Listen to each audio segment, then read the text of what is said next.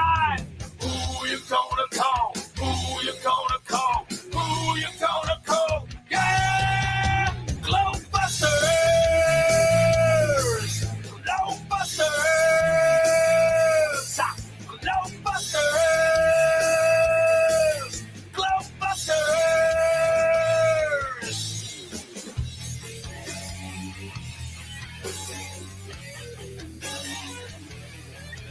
If there ain't no curve, there ain't no ball. The globe religion about to fall. We're gonna open your eyes so you can see who you gonna call if you wanna be free.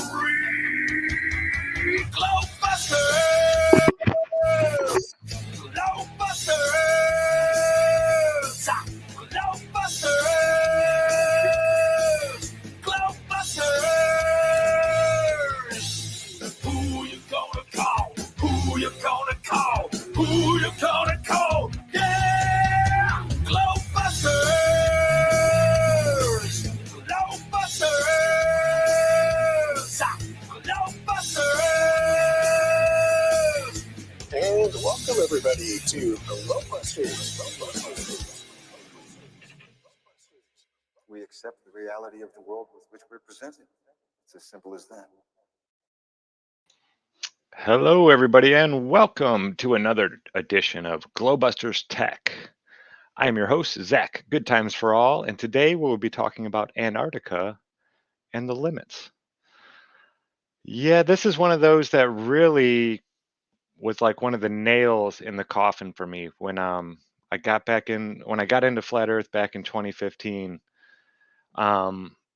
It was one of my first go-tos to try to disprove Flat Earth. You know, I realized, okay, I can't use anything NASA's putting out. That happened real quick. It didn't take too long to realize that. So I thought, well, Antarctica would be totally different than the North if it's a flat Earth map. So I started looking at it, and I tried to find a 24-hour sun video because I could find them from the North even back then. But in 2015, there wasn't one. Not one scientist decided they were going to be the first to record 24-hour sun in Antarctica. It had never been done in 2015.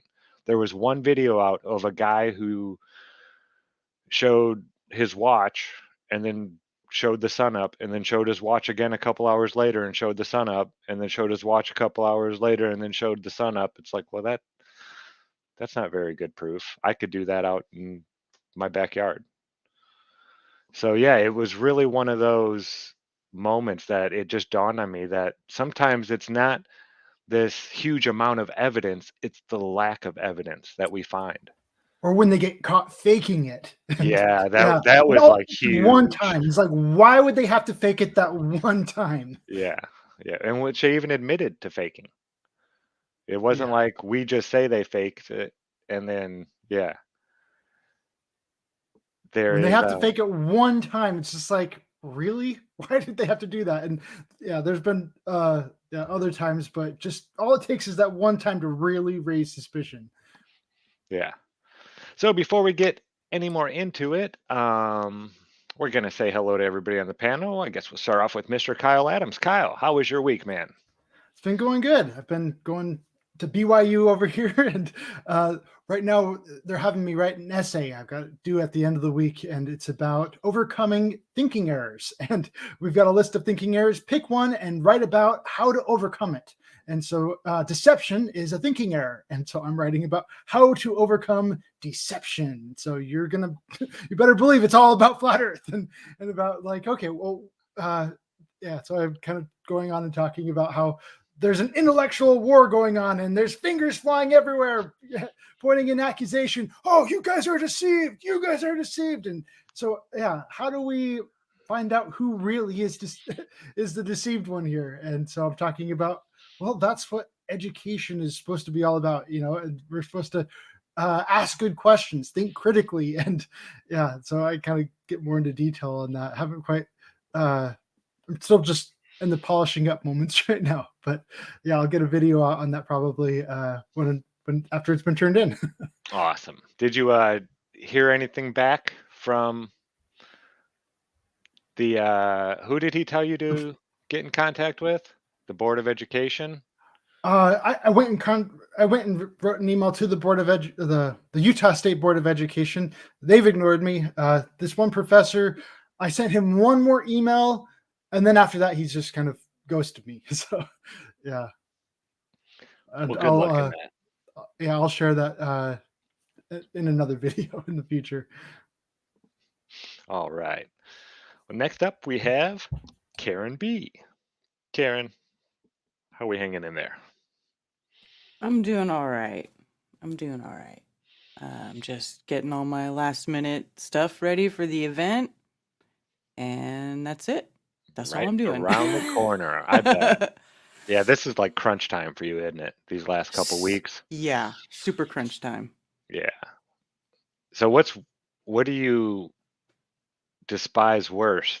This crunch time, the few weeks leading up to it, or the few hours right before the event?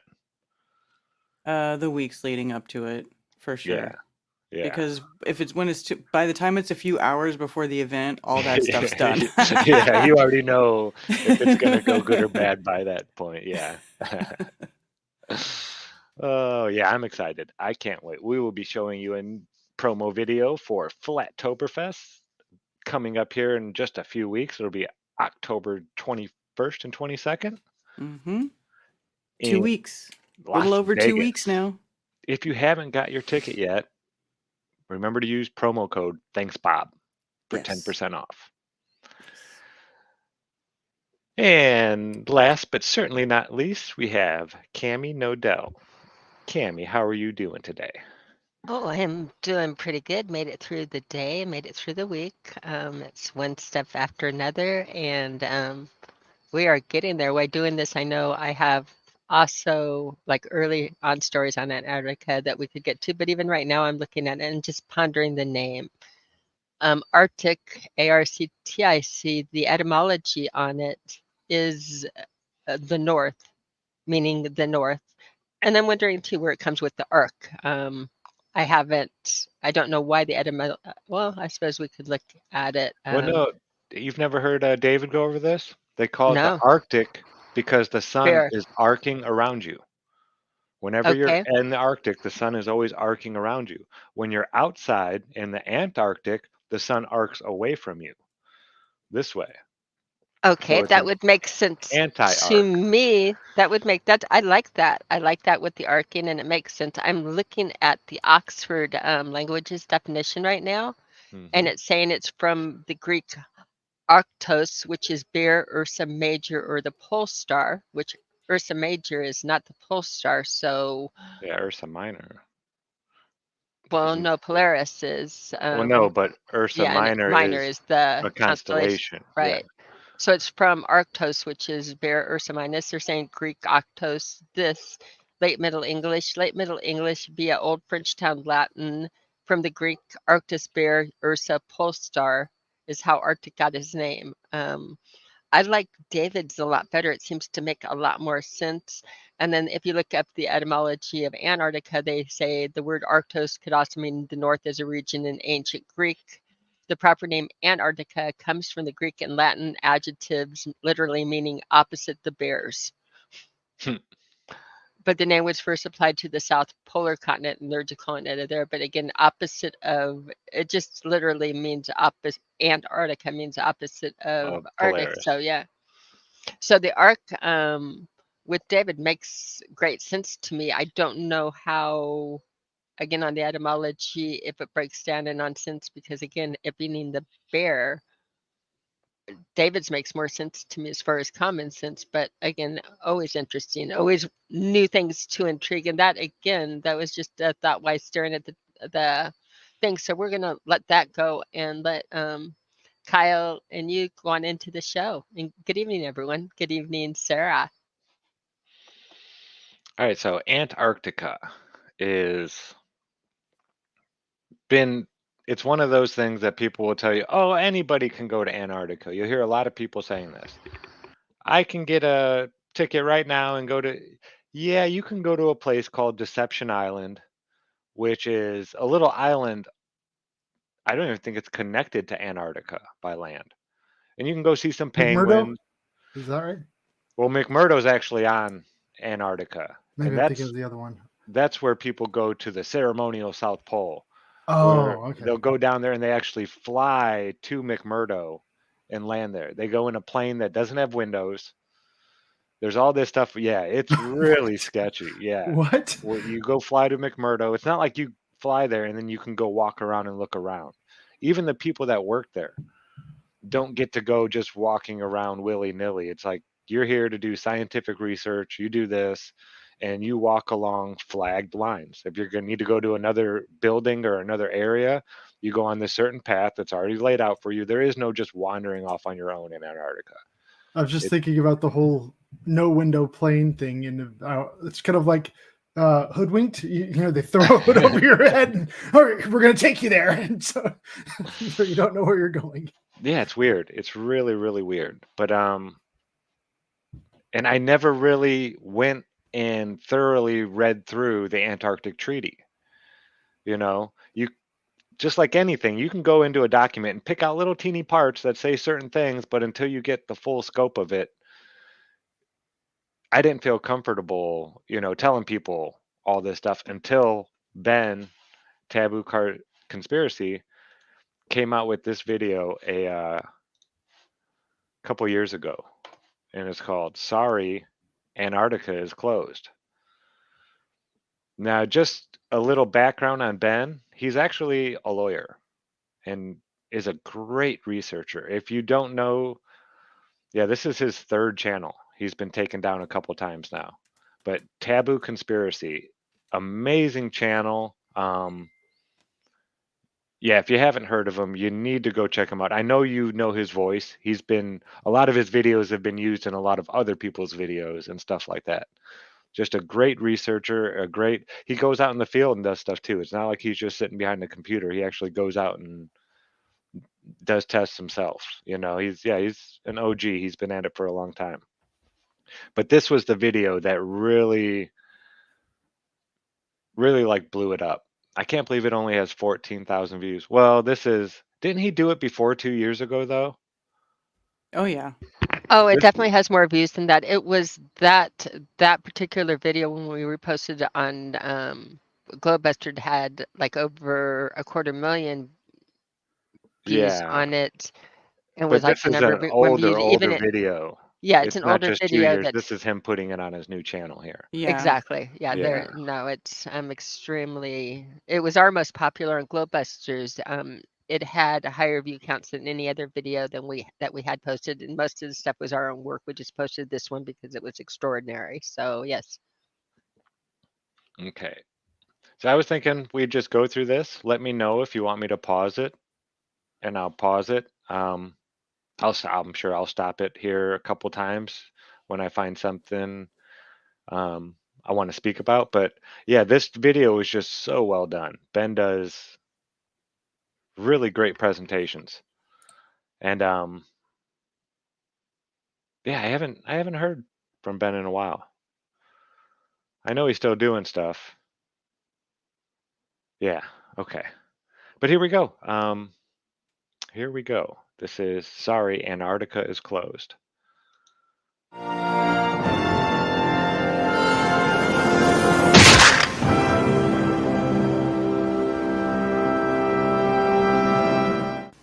Welcome, everyone. This video is in response to the many globe propagandists who demand that I show a picture of the edge of the flat Earth. For the dozens of these ball-loving zealots with multiple sock puppet accounts who repeat this mantra daily, your demand is ridiculous. But you probably already knew that, right? And that's why you probably keep demanding it. It's actually pretty funny that I just got one of these take a picture comments an hour ago. I'm going to prove in this video that independent travel is not allowed under the Antarctic Treaty System. That fact alone should cause any thinking person to begin questioning our official models, because something big is being hidden from we, the plebeians, and we're not talking about penguins. For most flat earthers, based on the information that we can reasonably gather, Antarctica constitutes the outer rim of the known world. In other words, Antarctica is likely the shoreline to all of the world's oceans. Like a ring magnet, north constitutes the center of our flat Earth map, and south is every direction away from the northern center. And before I get a dozen comments claiming that such a magnet is impossible, here's a ring magnet shown here. Notice that south is in every direction away from the center north magnetic pole. This is where the 60th south parallel is on a Mercator map. This is the 60th south parallel on a potential flat Earth azimuthal equidistant map. It seems that Antarctica constitutes the circular shore of the known world. So, demanding that I take a picture of a possible edge of the Earth, if any, requires me to not only travel below the 60th south parallel, represented by the circle, but also to cross the entire breadth of Antarctica. According to official numbers, Antarctica has a diameter of roughly 3,400 miles, and so that means our trek will include a long boat ride for hundreds of miles below the 60th south parallel, plus a minimum 6,800-mile round-trip hike across Antarctica. That's assuming the official model is correct. Maybe we could fly to one of the ceremonial pole areas, but that would still leave at least a 3,400-mile hike. In addition, we wouldn't know for sure whether the plane trip itself was interfering with our results, since the pilot would have to follow a designated path outlined by the Antarctic Treaty System, and who truly knows what direction that is until we get there.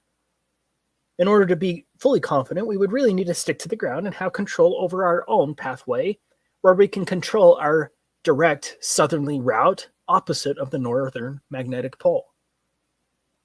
Now, whether Antarctica is a smaller continent next to the outer rim, or whether Antarctica is indeed the shoreline of the known world, I don't know the answer. Flat earthers don't have a government budget to spend $1 billion to hire hundreds of cartographers and fleets of boats and planes to map the entire world. But even if flat earthers had the money, Okay. we would still run into the Antarctic. I was going to stop it 1 second, Zach, if that's okay, and just pause a second and bring in a little bit of tech along with this stuff. So when he showed the magnets and the ring magnets, there are a couple things I want to point out because this movie was done, or this documentary was done a while back. But some interesting things when you drill down a little bit, and he's showing that in reality, none of our compasses point south. All of our compasses, doesn't matter what hemisphere you're in, are calibrated to point north. So that's an interesting, just something to think about. The other thing is in technicality, when you get down to the heavy tech, there are magnetic configurations that do work with flat Earth. The ring magnet is one, the way that he demonstrated it is one that has been further proved out of it. So he is giving that example, but that example within the movie, we're just doing tech info now, within the documentary doesn't change any of the facts. And it's actually based on something pointing south, and we don't deal with that in reality. So just little tech notes. Yeah. And break it up a little Good bit. stuff. Yeah. I like it. All right. All right. problem, which is the point of this video. So, what is the Antarctic problem? It is the fact that independent travel is not allowed below the 60th south parallel in any reasonable manner to make any determination as to whether Antarctica is the shoreline boundary circumscribing the known world, or whether Antarctica is simply a continent a little north of the true but unnamed southerly shoreline of the Earth's oceans. I always thought that was really kind of All a we strong know- point, or a strong.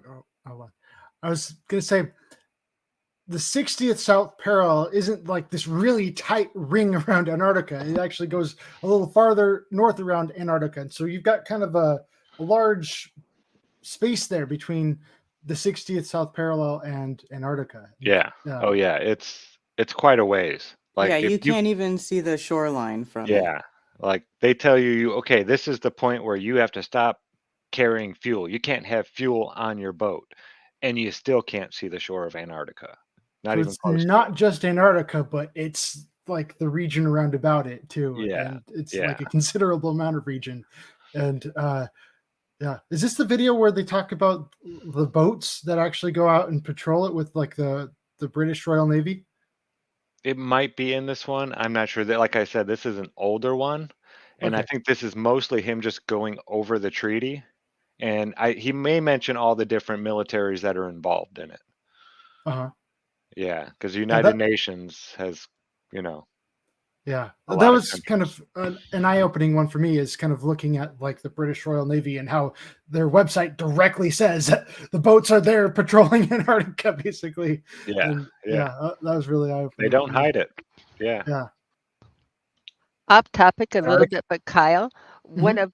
one of the things that struck me first about Antarctica, and this is again 7 or 8 years ago, by going back, but one of it was is I was talking to Robert Short, who did that, and also we were doing military, talking to people that have traveled from one base to another, and what caught our attention were people that were stationed in Antarctica and sent to another Antarctica base, and instead of going through Antarctica, they actually crossed over into the northern hemisphere and had like a 3-day flight scheduled to get from one base in Antarctica to another base in Antarctica, and I thought that was quite telling. Yeah, I That think early on was something that intrigued me a lot, that that people again going from one base to another on the same continent are.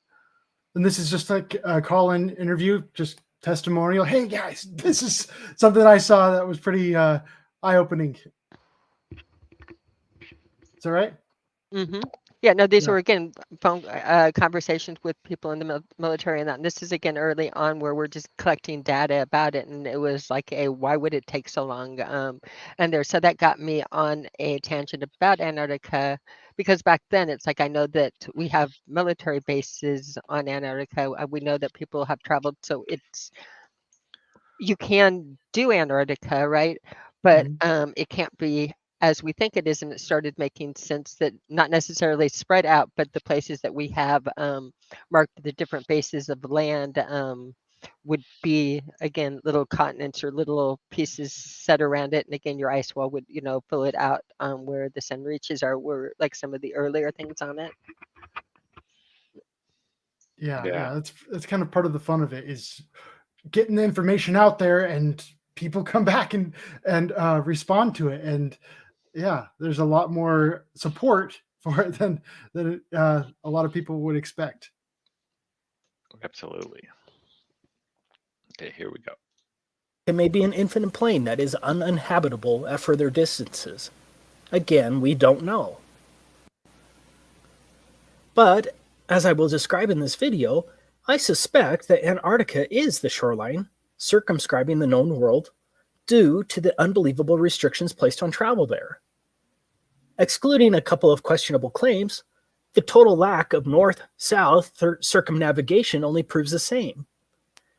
But if I'm not allowed by our governments to independently travel below the 60th south parallel and then to traverse Antarctica over 6,800 miles, then I cannot take a picture of a theoretical edge, dome, or those other lands beyond the South Pole, whatever the case may be. But you probably don't quite grasp how much area is really being blocked off under the Antarctic Treaty System.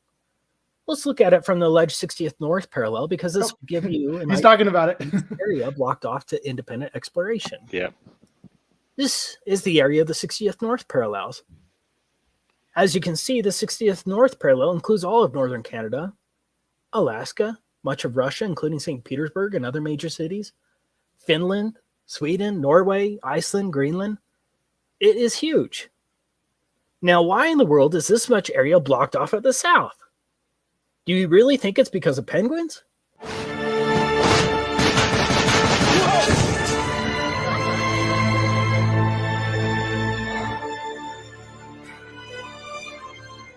You see, first there was just one, now there's thousands of them.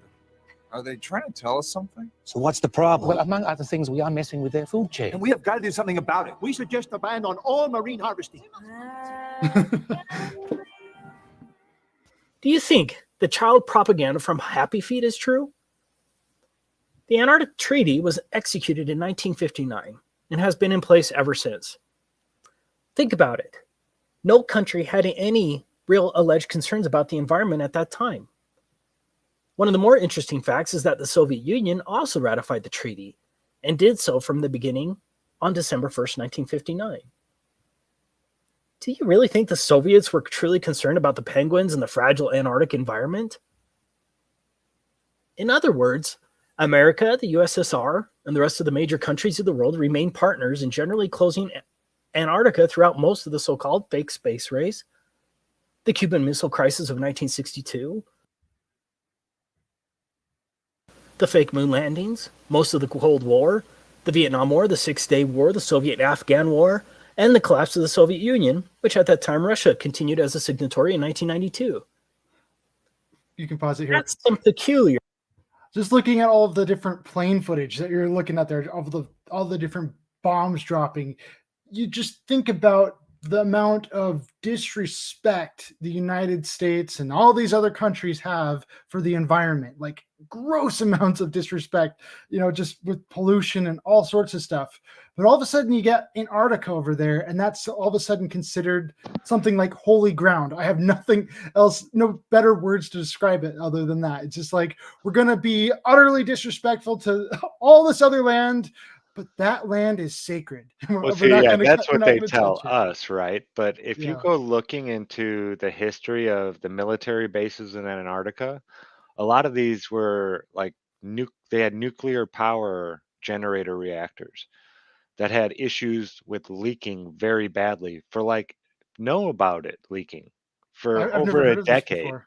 Yeah, go check it out. It's crazy. There's so many I don't know if there's lawsuits, but there's a lot of VA type stuff with people from Antarctica and radiation sickness and stuff like that because of the leaking reactors and whatnot that they had. So if they really cared about the environment, wouldn't they be fixing their leaking nuclear reactors? Yeah, that's Just funny. leaking radiation all over the place out there, and we can take all of this nuclear waste up to Antarctica, but you're not allowed to take a crap. Yeah. Yeah, it's crazy. But yeah, you'll have to check that. I'll see if I can't find that one before the show ends. Here we go.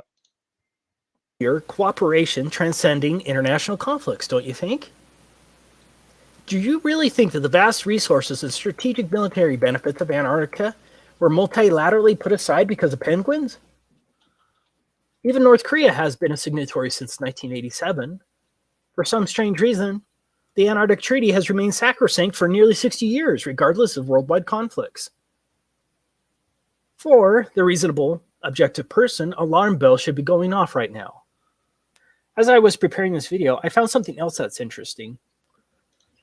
Out of all the flags of all the countries across the earth, can you guess which one only shows a map of the country as the emblem of the country? You guessed it. Okay, real quick. Right here. This is from the U.S. Department of Veterans Affairs. Radiation, exposures at McMurdo Station from 1962 to 1979. Wow. That's how long that was there. After a leak was discovered, they decommissioned it. But yeah, how long was that leak going for? Yeah. What was the first year? I'm trying to 1962? 62 is when it was first commissioned there. Part of Operation Deep Freeze. Oh, okay. Operation Deep Freeze, 1962. And I'm trying to look back at the kind of when the treaty was signed. What did they say? 50. He said it in here. Yeah. Let me go back real quick and just. Yeah, December 1st, 1959. Okay, so this is like just a few years beforehand. So we're going to establish this whole place under strict conservation efforts to try and protect the land. And all of a sudden now we're going to go and bring all this nuclear stuff down there. Yeah, it's crazy. Yeah, you have to look into that one. It's wild. Like how many people got sick from it, how long they knew about it, but yet they want to say that it's this, pristine environment that we have to keep, in this pristine condition. And that's their reason for nobody else being allowed to go there, but yet they allow nuclear waste to just be dripping around all over it for a decade. Yeah, It's wow. crazy. Yeah. Okay, here we go. Across the earth, Can you guess which one only shows a map of the country as the emblem of the country? You guessed it. Only one. Antarctica. Yeah, the one country they want you to know the shape of. That doesn't reek of programming, does it? Let me make this clear from the beginning. Travel to Antarctica is more difficult than travel to a military base. Sure, the military base may have a visitor shop near the entrance, but if you go beyond that visitor shop or another designated travel area without clearance, you're going to get arrested or something Clearance worse. is a permit. I'm sure I already have a few globe shields ready to pounce, armed with various inanities to counter my statement, but let's ignore the global spin. This video is about evidence and facts and the reasonable assumptions based thereon. So let's decide to take a theoretical trip across Antarctica to find the edge, if any. I'm not talking about going to the visitor center along the edge of Antarctica, or an overly expensive cruise to a small ice shelf along the edge with a small excursion, or a flight to one of the multiple ceremonial poles, and then straight back again. I think that's kind of one of the really funny things about that's Antarctica is how many South Poles they've got. Yeah, that's very telling right there. Did you see that? You Flight to have one of the those I'm buildings. not talking about going to the visitor center along the edge of Antarctica, or an So yeah, this is one of the ceremonial poles coming up right here. Uh-huh. And see the arc of the flags and everything is this way, and then you have the pole right there and a big building behind it. And this, they tell you it's the South Pole, right? And then you go and fly to this other place, and yeah, they have all these flags out here, and there's your semicircle. Where's the building at? Is this the other South Pole? Or facing the opposite direction from the building, but Well, yeah, notice the all of a sudden flags would be flags are all- going. Yeah, they'd be going this way. Yeah, so they'd have to have gone up and physically moved the flags. Yeah, there's multiple South Poles in Antarctica, depending on which base you're at, you know?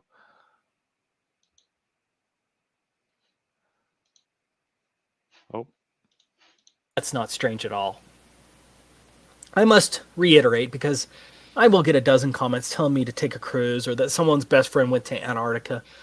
I am not talking about a trip to one of the few designated tourist locations of Antarctica. I'm talking about a real trek, pointed directly south across the entire 3,400-mile breadth of Antarctica and back again to determine whether Antarctica circumscribes the known world and to possibly determine whether there's an edge, a dome, or whatever, and then take a picture of it. I'm talking about repeating the trek of Admiral Byrd and discovering that area as big as the United States that has never been seen by a human being on the other side of the South Pole, full of minerals and such just waiting to be explored. But strangely enough, there's left in the world today an area as big as the United States that's never been seen by a human being. And that's beyond the pole on the other side of the South Pole from Middle America. And I think it's quite astonishing that there should be an area as big as that unexplored. Okay, let's get started with our theoretical trip.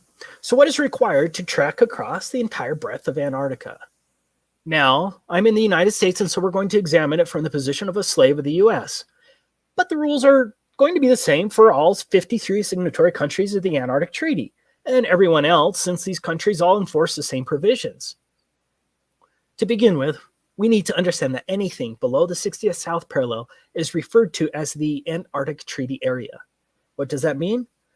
That means I'm generally not allowed within hundreds of miles of Antarctica, from approximately 400 to 900 miles, without obtaining a permit to do so. wow. So the closest Antarctica gets to 60 degrees is 400 miles away. Even in an airplane, you can't see that far.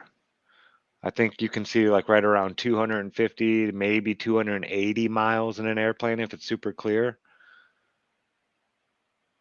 So even from an airplane flying at 60 degrees south, you don't see Antarctica 400 miles away, 900 miles in some parts. Why the need to extend the treaty that far? Seriously. Yeah, that makes no sense. I mean, it's not like there's a lot out there for places for people to go, so I don't even understand. Yeah, I don't get it. I don't get it. Well, we know why. Yeah. Yeah, exactly. Now, the U.S. government has recorded that some sailors have seen the mountain ranges of Antarctica at 300 miles distance while sailing.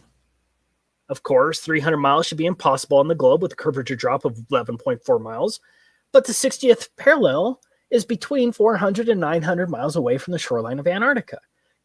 Even under a flat Earth, that's a lot of lower atmosphere to see through, also referred to as atmospheric extinction factor, and a lot of angular size reduction.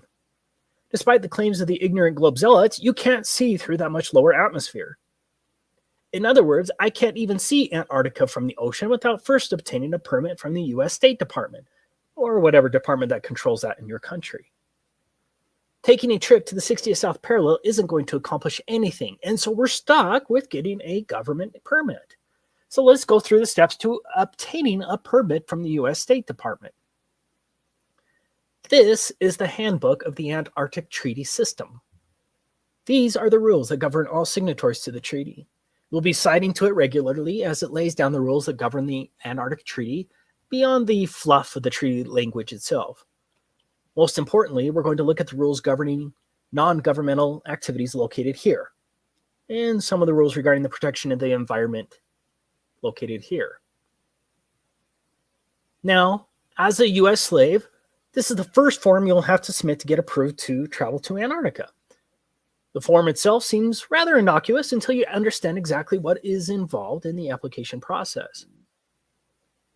In summary, Antarctica is treated as a giant natural reserve.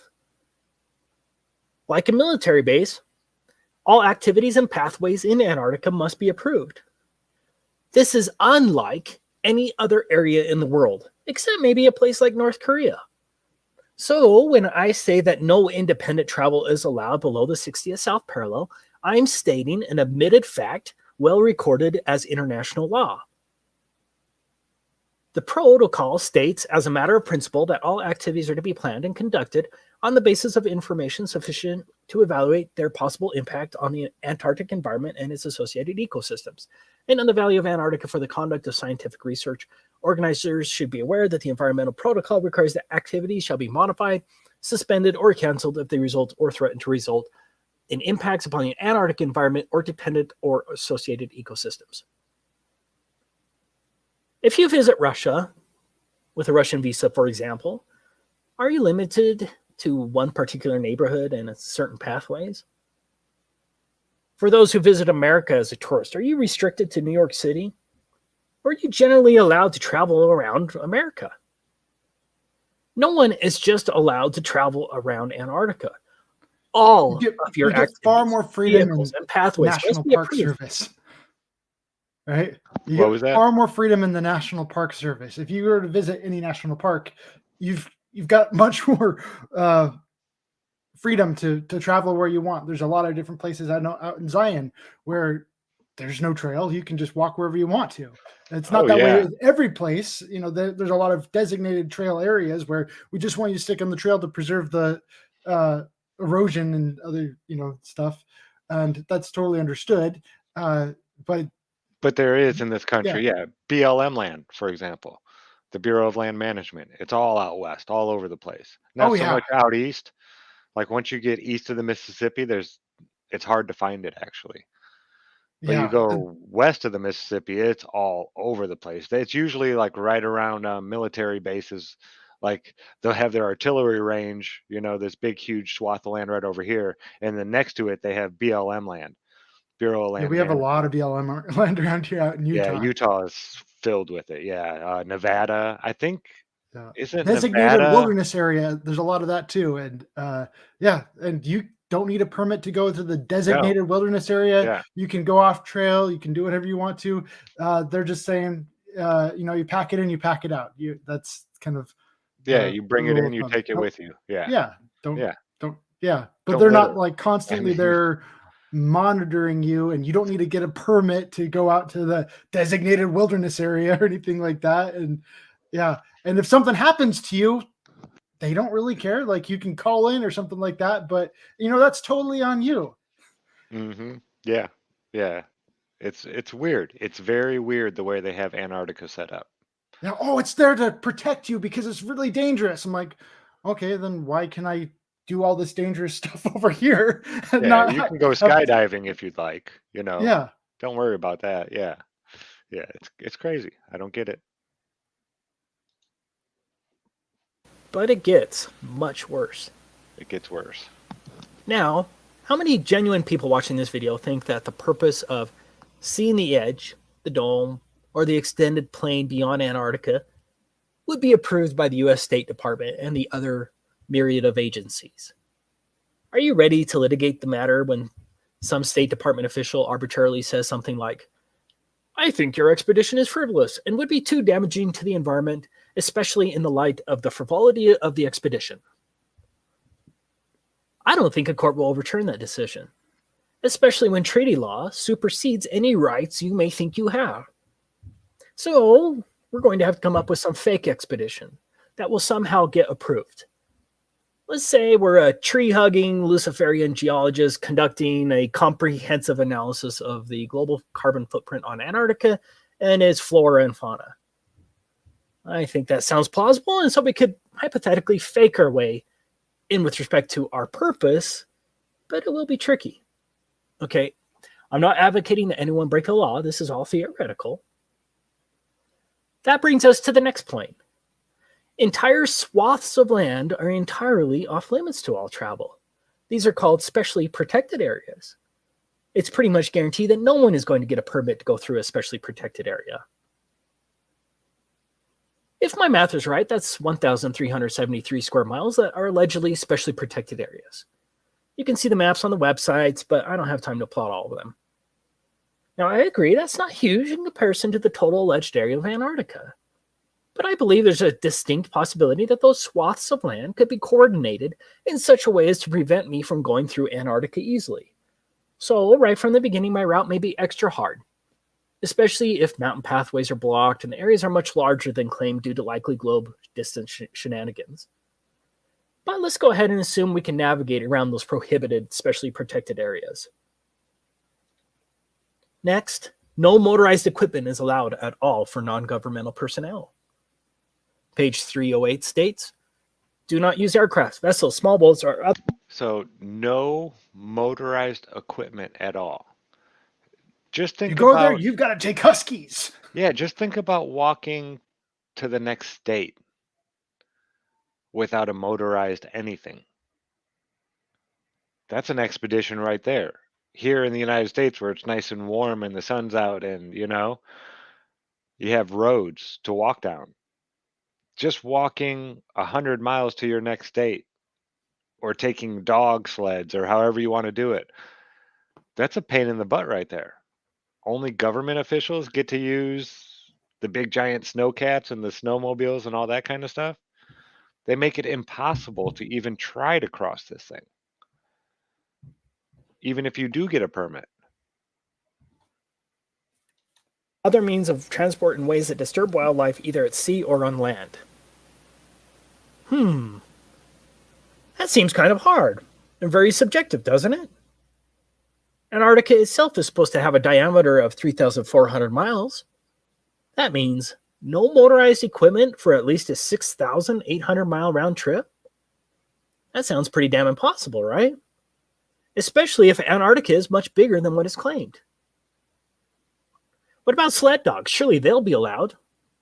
What's that? Sled dogs aren't even allowed? Oh, so now you're just walking.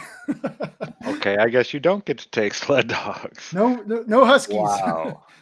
You can take Huskies to Alaska, and yeah, you can go to the North Pole with Huskies, but Antarctica has all this special treatment that just is non-existent with the North Pole. Wow, so even if you get there, you're walking. Or cross-country skiing, or however, I don't know if skis are legal. We'll see. That's crazy. That's like trying to cross, what do they say? It's over 3,000 miles. That's like trying to cross the United States walking. Yeah, But that's now kinda like drop it saying- down to negative 100 degrees. Yeah, just think about it this way, okay? It's kind of like saying, oh yeah, you're allowed to cross the ocean, but you're not allowed to use any boats or Yeah. planes. You got to swim. How about that? Yeah, you got to swim. If you want to cross the ocean, you got to swim. Wow, it's been a while since I've seen this video. I've forgotten so much of this already. Yeah.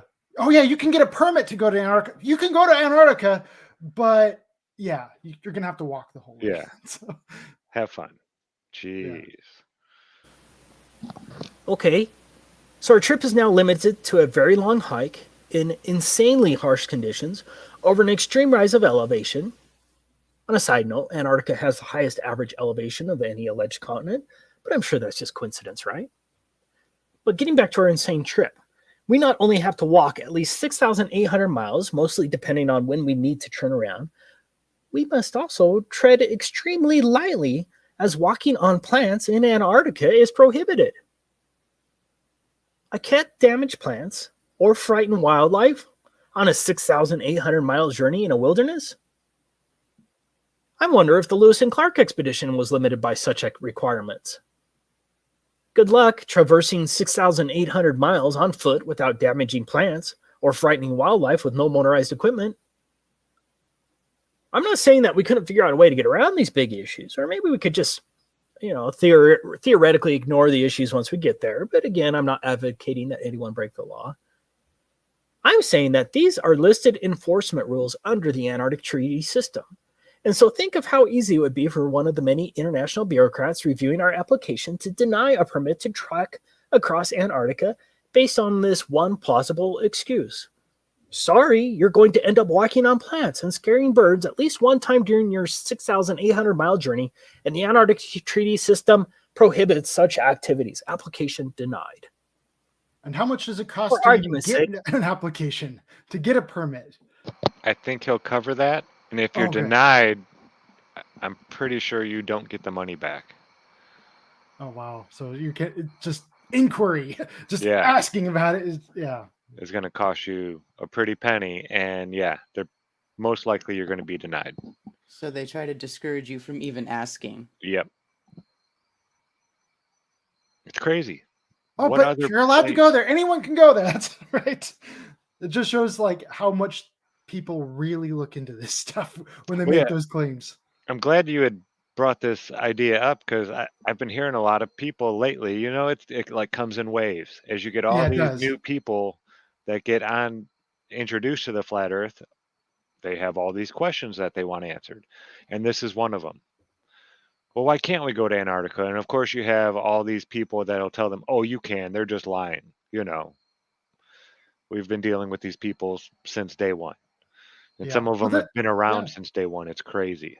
But when you actually pull out the magnifying glass and take a deeper look, whoa, that's the same thing that has been going on with the flat Earth since day one. Yeah. Oh, why I that's love- crazy talk. Well, that's crazy talk. And then they start to look into it. Whoa, there's so much here. Yeah, that's why I love this video because Ben really got into the nitty gritty and he went through it like a Yeah. lawyer does. You Yeah, he read the did- fine He's print. doing a great job. Yeah. Yeah. Okay, here we go.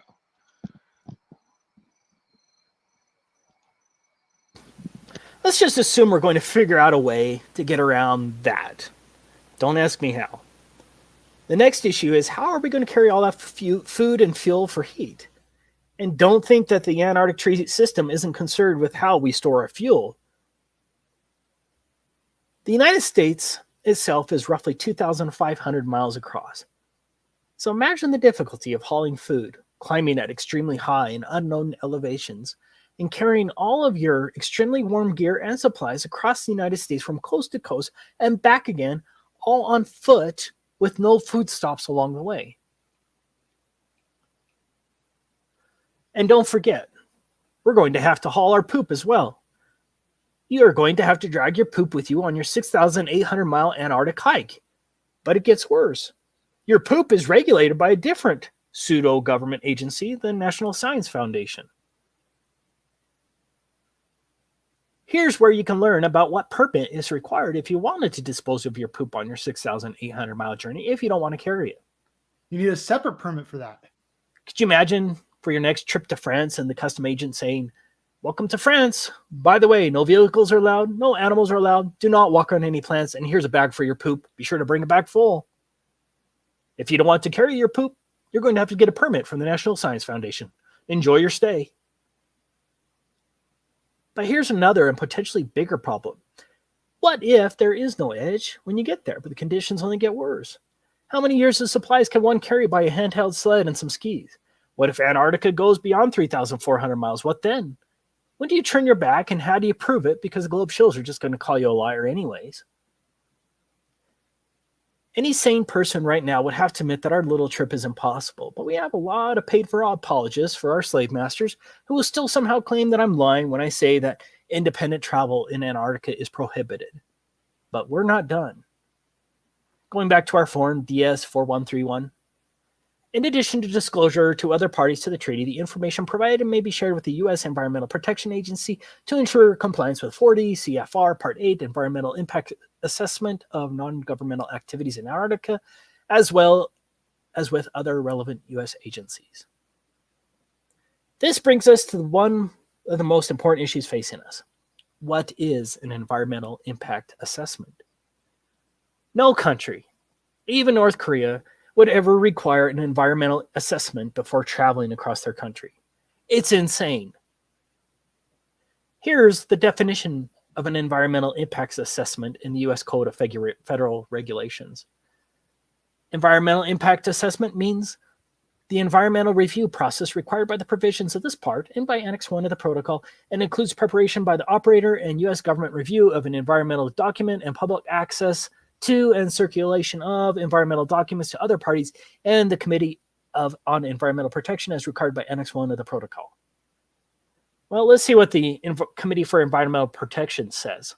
It's so much more Article here 8 of the protocol than any national park. Like, yeah, you pick a national park in the United States and yeah, oh, here's your little pass, $100, $50, whatever. And you can go there and you don't have to worry about bagging your poop the entire time at a national park or anything like that. And yeah, you don't have to go get all these additional permits on top of the one you already have, unless you're going to go do like one of the select hikes or something like that. Like Zion National Park has the Narrows, and yeah, that one you have to get a little bit, but you're not bagging your poop through the Narrows. Yeah.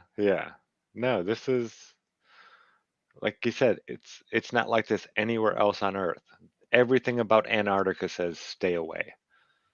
Everything, every rule, every regulation says you don't want to come here. Just don't. Yeah. Never have I seen anything like this in a treaty that's lasted longer than any treaty in history, signed by like every major country. It's crazy. Through wars, this treaty has lasted. I don't know. Something fishy going on. For sure. Environmental impact assessments for the Antarctic activities and provides 3 levels of assessment according to the potential impacts of each activity. The procedures for environmental impact assessment are detailed in Annex 1 of the protocol. If a proposed activity is determined in a preliminary stage of assessment to have less than a minor or transitory impact, it may proceed. If an activity is determined as likely to have a minor or transitory impact, then an initial environmental evaluation must be prepared. If an initial environmental evaluation indicates the potential for more than a minor or transitory impact, or if such impact is otherwise determined to be likely, a comprehensive environmental evaluation must be prepared. Draft CEEs are made publicly available and considered by the CEP, which then advises the ATCM, and that's a Antarctic Treaty Consultative Meeting. Comments provided by other parties in the ATCM must be addressed in a final CE, which is used as a basis for making decision about whether and how the activity is conducted. Same law as here. It is the comprehensive environmental evaluation that's going to kill our expedition. Here's the regulation, and this applies to all signatories, including North Korea. Any operator who plans a non-governmental expedition that would require a CEE must submit a draft of the CEE by December 1st of the preceding year. Within 15 days of receipt of the draft CEE, EPA will send it to the Department of State, which will circulate it to all parties to the protocol and forward it to the Committee for Environmental Protection established by the protocol and publish notice of receipt of the CEE and request for comments on the CEE in the Federal Register and will provide copies to any person upon request.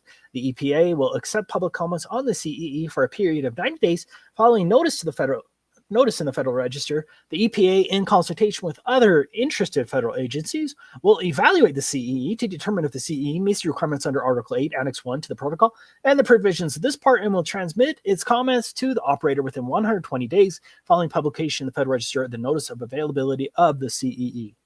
Oh, that's just getting up and going, right? Now, I'm sure most of you probably just went brain dead when I read that. Yeah, that's all that legal garb that people like Ben, he reads this and he's like, oh, okay, I get it. People like Ben are in our chat, by the way. I just did drop Hey, him a link Taboo. in we should get Skype him in in case here. he wants to come in and say hi. We also have Steve Falconer in the chat, who's also got a link in there, though he's had a beer or two, so I'm not quite sure if he'll be joining us. Yeah, We Ben. should totally get Ben in here. Yeah, I've been hearing about the Antarctic Treaty a lot lately, and this is the video that I thought just closed it. This ended the argument for pretty much everybody. If anybody's telling you you can just go to Antarctica, I always say, oh, you got to go see Taboo's video. Yeah, it's the best one out there. So thank you, man. I heard a guy claim recently, oh, but why do you need Antarctica to be hidden? Like, I don't need Antarctica to be hidden. I was a globe earther for most of my life. I never needed the Earth to be flat. That was never on my list of needs. Okay, when it comes to Antarctica being like restricted like this, I don't need that. It's just kind of I heard that. I just kind of like really had to roll my eyes. Okay, we got about 6.5 minutes left. Here we go. So let me explain it. First, our CEE, that's our Comprehensive Environmental Evaluation, must pass the EPA's initial review. Not an easy task.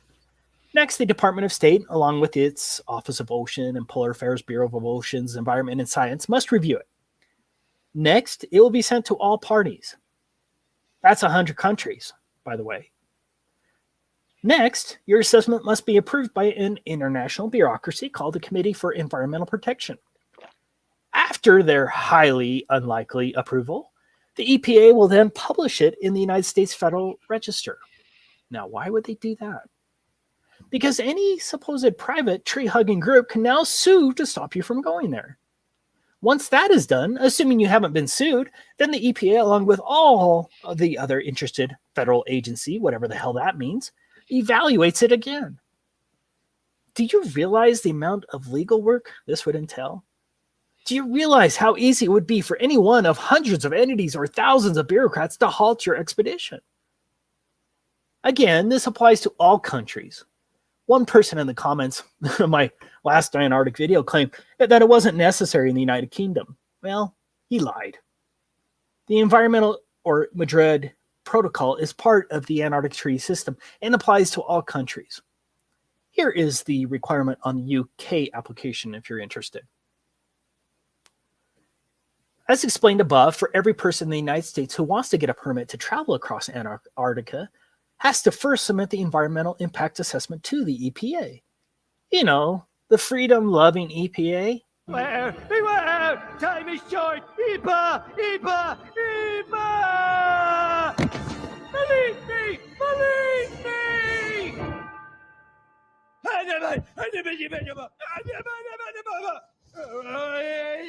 Thanks for listening. Lost them, sir. Well, then you find them, and you get them back in the dome. And to make sure nobody else gets out, I want roving death squads around the perimeter 24/7. Do you know what the environmental impact statement costs? This is very similar. A typical environmental impact statement costs from $250,000 to $2 million. And those are a lot easier than this comprehensive environmental analysis required under the Antarctic Treaty. For us, the biggest problem is that you would have to incur the expense of the environmental impact assessment before you know if you're denied due to whatever arbitrary claim a bureaucrat can think of. Do you see how difficult this environmental assessment will be? How would one know the environmental impact on an area which you've never been to and very little information would be available? That's a good point right there. Environmental assessment. I'm going to explore, but Yeah. It's like I said, everything about this treaty as Ben explains here, is screaming, stay away. Just keep out. Don't even try it, it pretty much says. Yeah, I had a debate with an AI on that topic not too long ago, and it was funny about just like how much like the Truman Show, the AI was behaving. Oh well, you don't really want to go to Antarctica, kind of a thing. Stay away. It's really dangerous. If you do go to Antarctica, make sure you stay with a party and go exactly where your party leader says. I'm like, I can't just get up and go there independently. It's really dangerous. You don't want to do that. I'm like, why is an AI telling me what I do and don't want to do? Yeah. Yeah. It's crazy. No, it's designed to keep people out, and it's really an illogical reason. It's a nature preserve with very little nature. Yeah, exactly. They'll tear down acres and acres of rainforest all day long, nonstop. They're just clearing them out with all this life, probably life that's never even been discovered yet in there, that we're just keep pushing and pushing and pushing. But Antarctica, that's got some penguins along the shoreline. I think there's another bird that might nest there every once in a great while, and no plant. I mean, bigger than a couple inches, maybe. I know they have moss and lichen that grow and stuff like that. I don't even know if they have like a plant. Yeah, it makes no sense.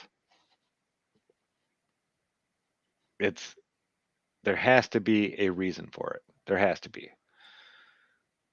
And yeah, this is one of those, there is no definitive evidence that we have that there's anything out there, but the evidence is that they won't let us go look. Mm-hmm. That's the evidence, that it's a place that they will not allow us to go to see for ourselves. And that says a lot. Oh, but those cruises, that's allowing you to go, right?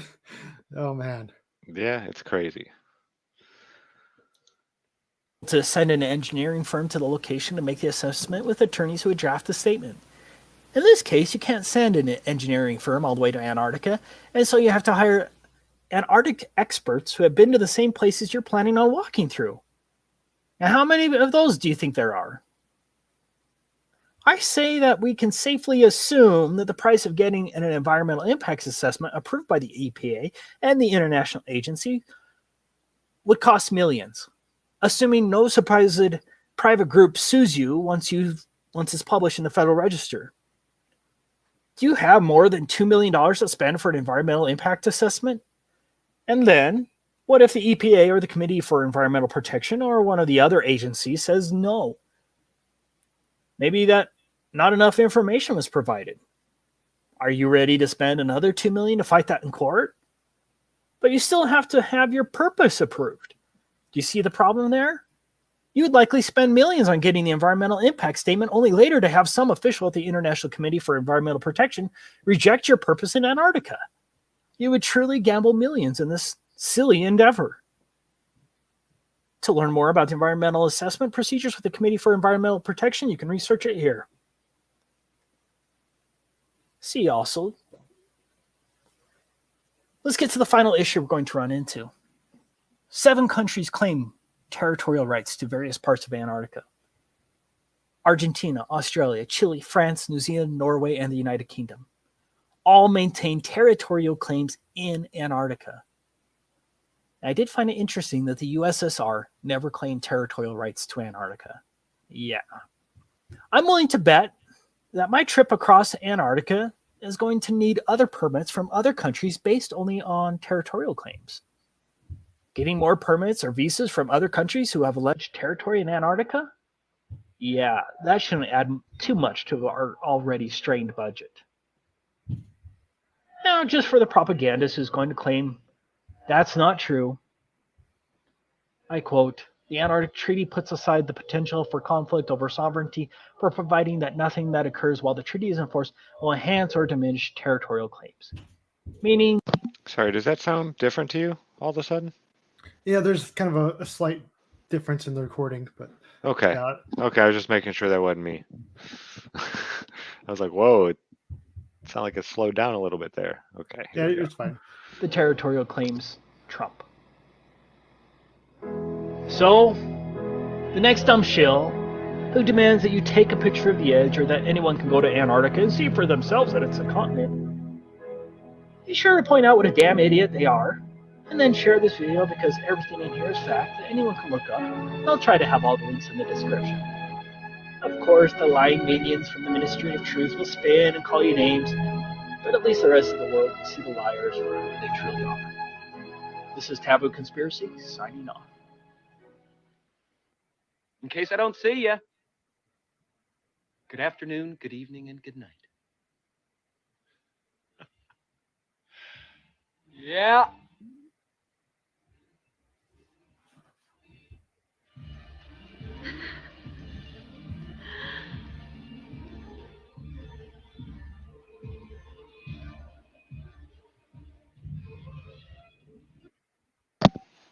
Great. Love that. That's great. Yeah. Great ending right there. Yeah. Yeah, Ben is an artist with his videos for sure. He's got the technical and all that kind of stuff really well, but yeah, it's that And art. I like how he was just reading the Antarctic Treaty and the different permits and stuff like that. And that wasn't even the exact permit. That was an application for a permit. Yeah, just the application to get your permit. That's what you have to go through. It can cost you $250,000 to $2 million, and it can be that should be the denied. thing we always start with is if someone says, "Oh, well, you can just get up and go there." I'm like, "Okay, well, let's see your permit. If it's so easy to obtain a permit, let's see one." Yeah. Yeah. Yeah. You Let's see obtain one. the permit and I'll go. Yeah. You know? Yeah. Yeah. All right. Does anybody have anything else they'd like to talk about Antarctica before we end the show? I think there's a lot of stuff that, there's so much funny business when it comes to Antarctica. And the history of it, and kind of, I really liked Taboo. Taboo Conspiracy has his lineup with his timeline. He's got how they're exploring Antarctica. That's where they discover the dome, and then after that, they got to make it so no one can see that, and then after that, they've got to distract from that. And so you have NASA. Suddenly, oh well, now we got to go try and go to the moon, and trying to distract and say, pretend like there is no dome, and the things that gets into all of that, but the timing of it all, Yeah, it's wild. It's perfect sleight of hand. They find something out here that they don't want anybody to see. So what do? They start NASA and have everybody start looking up and out into space, the new frontier, because there's nothing out that way. Don't even look over there. It's and cold. definitely don't look down below the ocean. If we're gonna forget about that. And yeah, that's another place where I think they definitely don't want us looking too much, is down into the oceans. I've got a video I could share real quick. Present. They claim that we know more about space than we do the oceans. I'm just not sure if this. Well, yeah, if you just make stuff up. Yeah, it's pretty easy then. And nobody can go check your answers, your. Right. So yeah, we can just make anything up. They say something about the ocean and tell us where it is. It's like, well, I want to go see that. So, all right, can you see that? Yes, Genesis, right, cool. Revelation. Now, this is Rob Skiba, and one of the things he pointed out about Antarctica.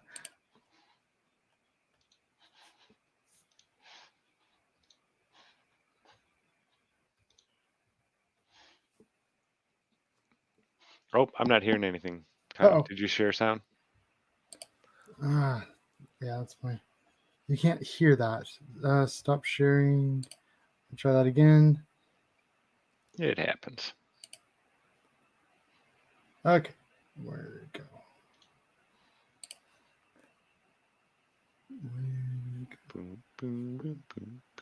go? Okay. Present. Share screen. the entire screen. And The audio should be along the bottom. okay, Okay. got it. All right.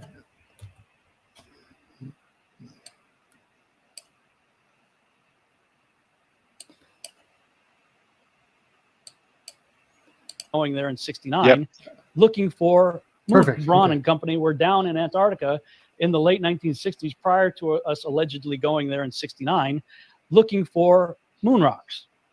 You can look that up for yourself. New World Encyclopedia. Von Braun travels to Antarctica looking for meteorites which were believed to have come from the moon. I've got a link to that in this video's description. Going to Antarctica looking for moon rocks. So first of all, at that point, we hadn't even been there yet. So how do you know if you find a rock that it's from the moon? It's not like you go, oh, made on the moon. Cool. All right, let's categorize that one. Oh, this one's made on Mars. Put that one over here. There's no way you're going to know that. And we're allegedly in the space race against the Russians, right? We got to beat the Russians. They're going, Sputnik, right? So if we're in this big space race against the Russians and we got to get to space and get up there and, Gary or whatever is floating around up there, oh, we got to walk in space. Why are you down on a vacation in Antarctica? Very suspicious. I show this picture a lot of times to people and say, hey, this is associated with the Apollo moon landings. Can you tell me what region of the moon that is? People give various guesses. Some of you have probably seen it, so you know where I'm going with this. Well, it's not the moon. That's Arizona. It's where they, Cinder Lake, Arizona, where they blew up Arizona to look like the moon. In fact, you can still see remnants of it on Google Earth today. While it may surprise you, the United States Geographical Survey actually sustains this claim. Before landing on the surface of the moon in 1969, astronauts Neil Armstrong and Buzz Aldrin needed a training ground that matched their destination's cratered surface. Fire! In the U.S., that turned out to be northern Arizona. Starting in 1967, the U.S. Geological Survey used hundreds of pounds of dynamite to blast holes into the surface of ancient lava fields south of Sunset Crater near Flagstaff. The first Cinder Lake crater field was designed to mimic the Sea of Tranquility, the lunar surface on which the astronauts would land. A second crater field was created in July of 1968. Its 380 craters have lost contours to time, but the pockmarks are still apparent in aerial shots of the area, which is now used by off-road vehicles. The size and location of each of the 426 craters have been reproduced with remarkable accuracy. This is the orbiter photograph of the lunar surface, and this is an aerial photograph of the new crater field. So they just said this is the moon, and this is Arizona. Apollo astronauts would continue to train. All right, so yeah, I just wanted to share that real quick. But And when you guys, go ahead. I was going to say, when you do that too, I want to go back to the moon rock comment. okay, I was just talking about Antarctica, and how I thought it was just so funny. I had to share that Rob Skiba moment there with looking for moon rocks in Antarctica in the middle of the space race. Let's talk it's about totally verifiable. Yeah. Let's talk about moon rocks. I don't know if everybody knows this, but it is illegal to have or possess a moon rock. Against the law.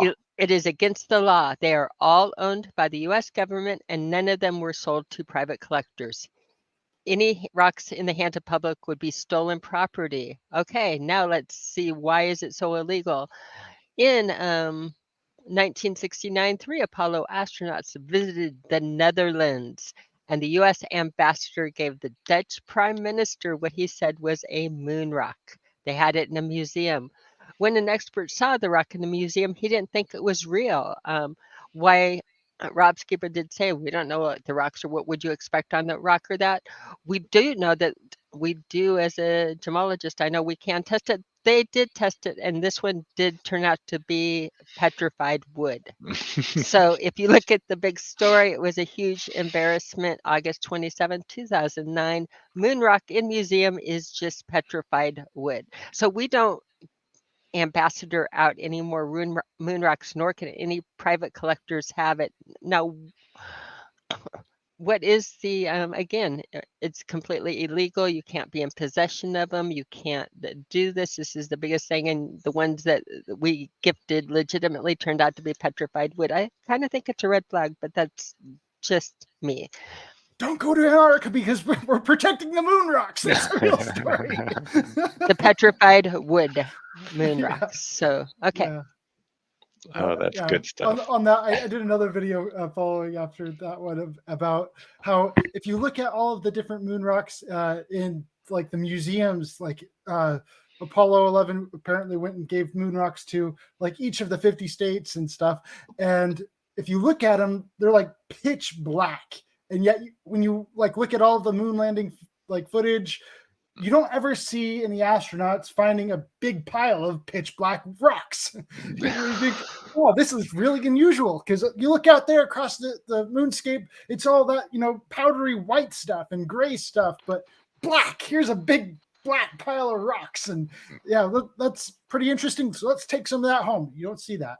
Yeah, I think I saw one of the moon rocks at the Museum of Science and Industry in Chicago. I think they had one on display there, or they had one come through there. It was maybe doing a tour of the museums. Maybe they had a nice gemology setup.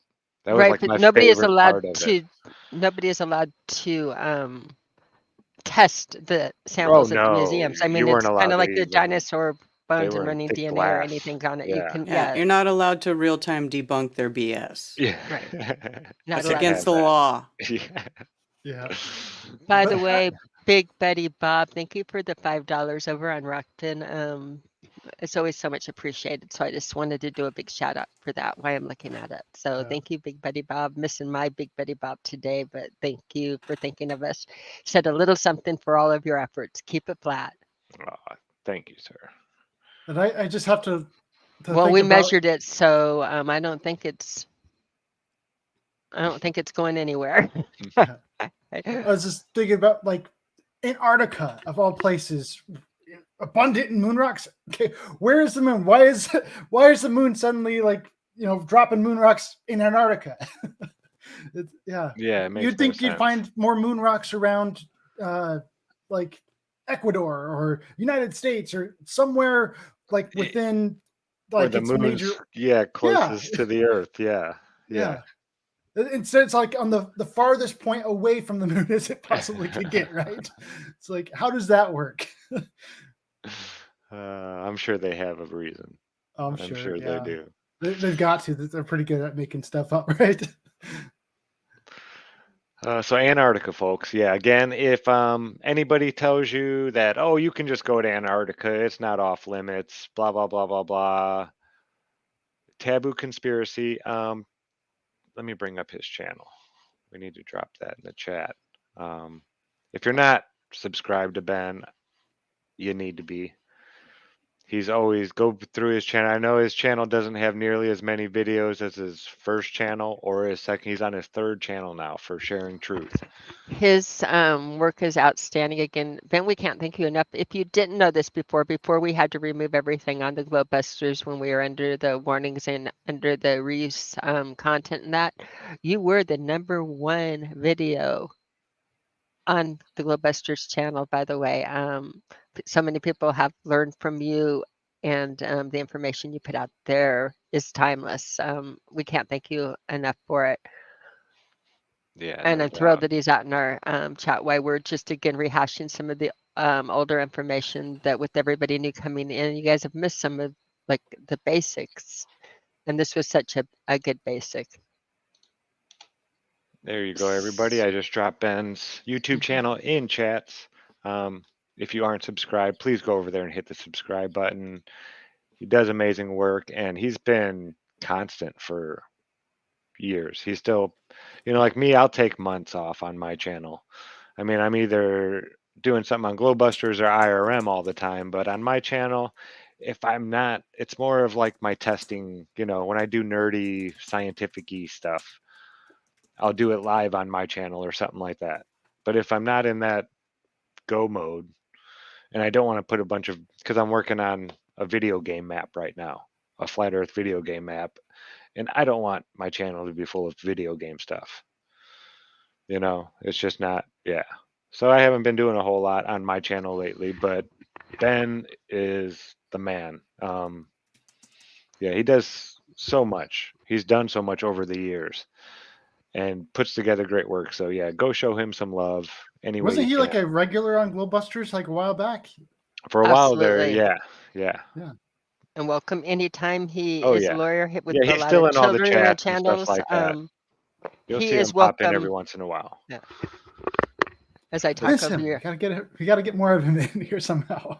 Yeah. Can you hear me? Yeah, I sorry. can Now hear we're you. Go okay. ahead. Okay, good. It wasn't doing that. We have people wanting to know, please put a link on how to donate in the chat. There should be a $sign right underneath your name when you're chatting that you can donate directly through that over on the Rockton channel. Or that's interesting. The apps for GlobeBusters that are in there, that are in the show links, I am not so aware of them. So donating through there, and I need to look at the links and see, because it does have a Cash App and a Venmo, and I'm actually looking at that right now for about the first time as I pull up the links. Excellent.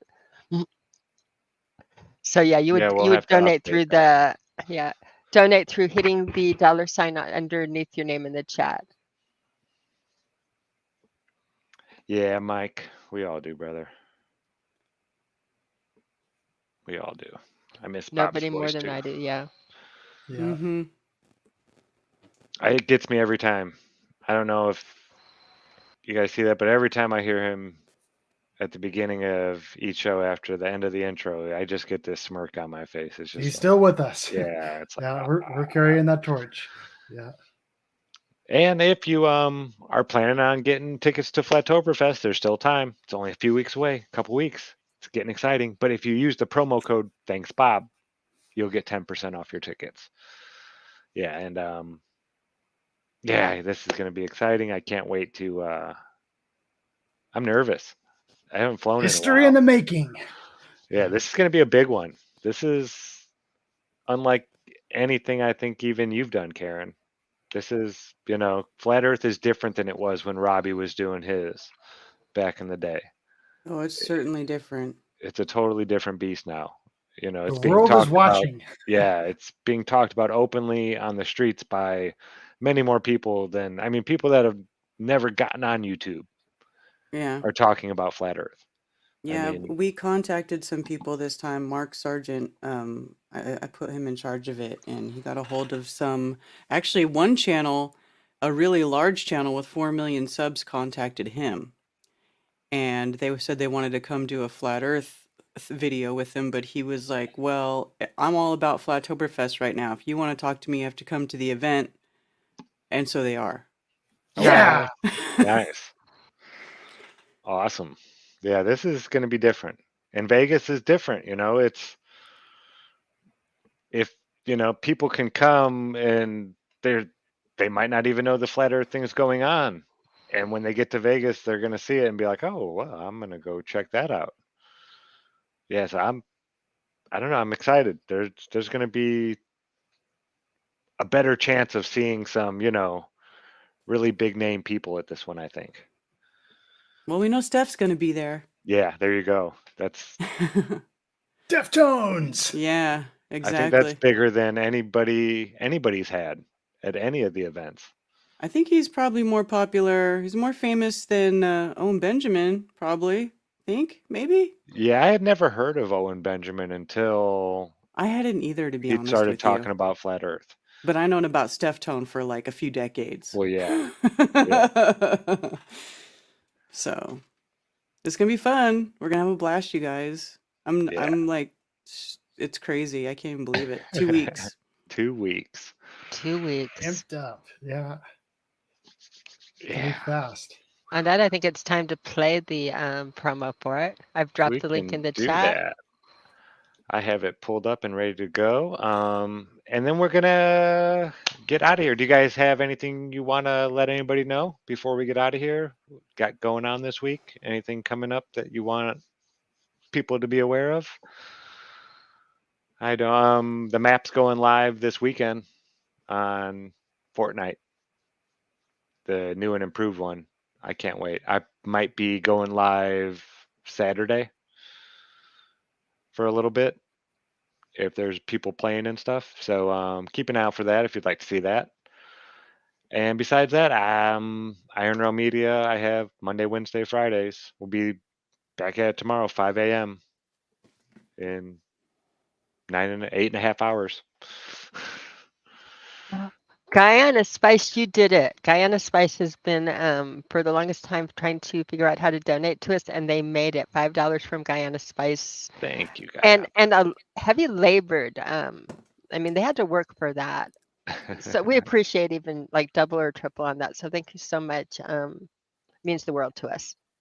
Absolutely. And yes, for people saying the world, by the way, if you do the etymology of that, one of my favorites, world breaks down to the age of men. Nice. Has nothing to do with the globe. What's that word breaks down to? World. World? Oh. The age of men? Mm-hmm. That's weird. That's very Tolkien-ish. Let me give you the direct The words we age do it of so I men. don't do it. All right. So that's going to do Old it, everybody. English. Oh, Age in of Old Man. I had it English. right. Okay. Nice. Age of Man in Dutch world. Love it. All right, everybody. That's going to do it for the show. Remember, Flattoberfest, a couple weeks. Yeah, baby. If you're thinking about going, man, I would. If you've never been to one of these, it's so much fun. It is. It's the family reunion that you want to go to. That's how I put it. So remember, be good to each other. Don't lie to each other. Open your mind because there's truth inside. Peace out, everybody. Peace. Flat Earth Festivals presents Flattoberfest 2023, an international flat earth event in Las Vegas, Nevada, at Sam's Town Hotel and Gambling Hall. October 21st and 22nd. Featuring Jason Lindgren of Secrets of Saturn and the Crow 777 radio show, and Ben Balderson of Odin's Alchemy. From the UK, Dave Murphy and Mark Devlin.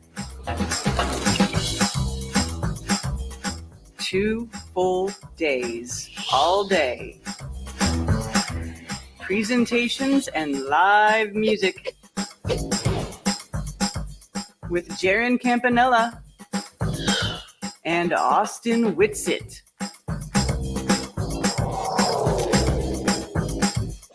Meet most of the GLOBEBUSTERS crew in real life.